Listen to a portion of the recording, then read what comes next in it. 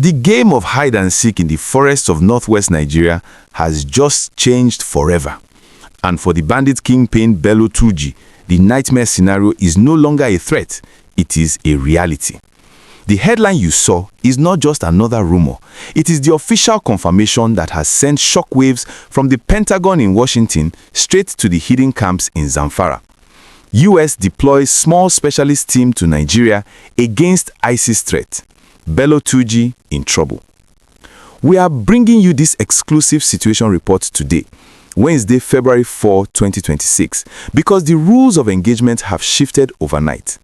The United States military is no longer just watching from the clouds, they are on the ground, and their arrival spells a specific kind of doom for the man who has terrorized the Northwest for years. We are diving into this story because General Dagvin Anderson, the commander of US forces in Africa, has officially confirmed that a small specialist team has been dispatched to Nigeria. Now, in military terms, when they say a specialist team, they are not talking about regular infantry who march in parades. They are talking about the ghosts.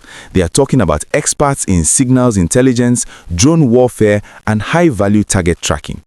This team has arrived specifically because Washington and Abuja have agreed that the terrorist threat in West Africa has spiraled out of control. And while the official mission is to combat ISIS targets, every security analyst knows that in the Northwest, the line between ISIS and Bello Turji is becoming thinner by the day. You have to understand why Turji is suddenly in trouble. For years, Turji has survived because he understands the terrain better than the Nigerian Army. He knows the forests, he knows the caves, and he has an extensive network of informants who tell him when the soldiers are coming. But he has never fought an enemy like this. The American team brings what General Anderson called unique capabilities. This means they have technology that can hear a whisper from space. They have thermal imaging that can see through the canopy of the forest in the dead of night.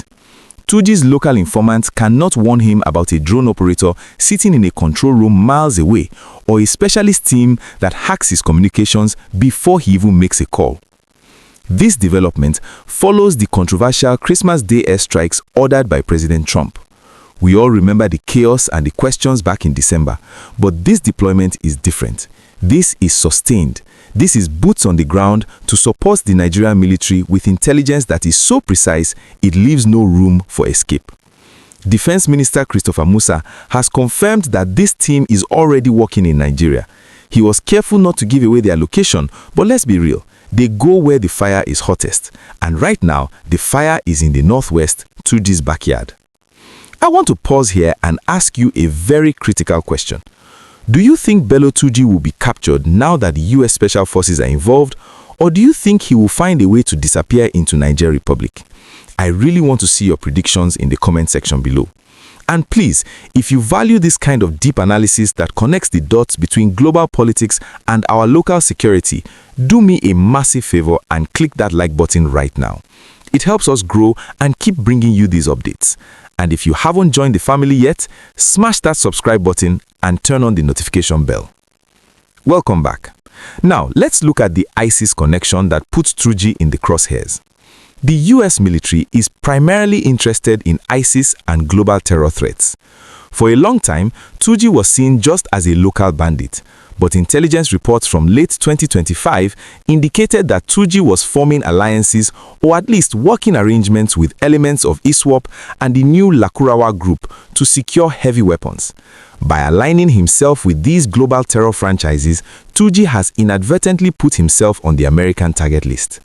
President Trump has been very vocal about protecting Christians and stopping the spread of ISIS in West Africa.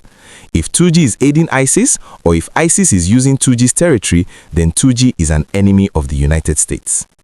The arrival of this specialist team means that the intelligence gap that has protected Turji for so long is about to close. These US specialists are experts at pattern of life analysis. They will track his movements, his supply lines, and his communications over weeks, building a trap that he won't even see until it snaps shut. A former US official hinted that this team is heavily involved in enabling Nigerian forces to strike. This means the Americans might not pull the trigger, but they will point the laser. They will tell the Nigerian Air Force exactly which hut to bomb, exactly which convoy to intercept, and exactly what time to do it. This puts immense pressure on the Nigerian government as well. With the Americans watching over their shoulders, the Nigerian military cannot afford any mistakes or collusion. There have always been rumors that some bad eggs in the military were helping bandits. With US specialists in the room monitoring the feeds, that kind of sabotage becomes impossible. It forces a level of transparency and efficiency that might be the final nail in the coffin for the bandit warlords. However, Turji is not a fool. He knows what a drone sounds like. We are already hearing reports that bandit groups are dispersing, breaking into smaller cells, and abandoning their known camps.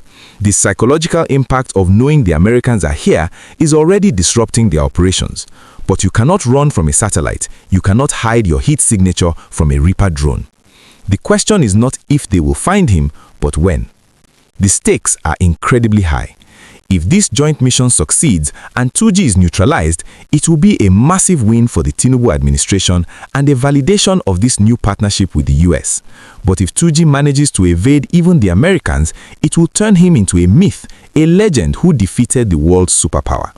That is a risk the US military is not willing to take. They did not send this team to fail. They sent them to finish the job that the airstrike started. As we watch this unfold, keep your eyes on the news from Sokoto and Zamfara. The loud explosions might stop, but the silent war of intelligence has just begun.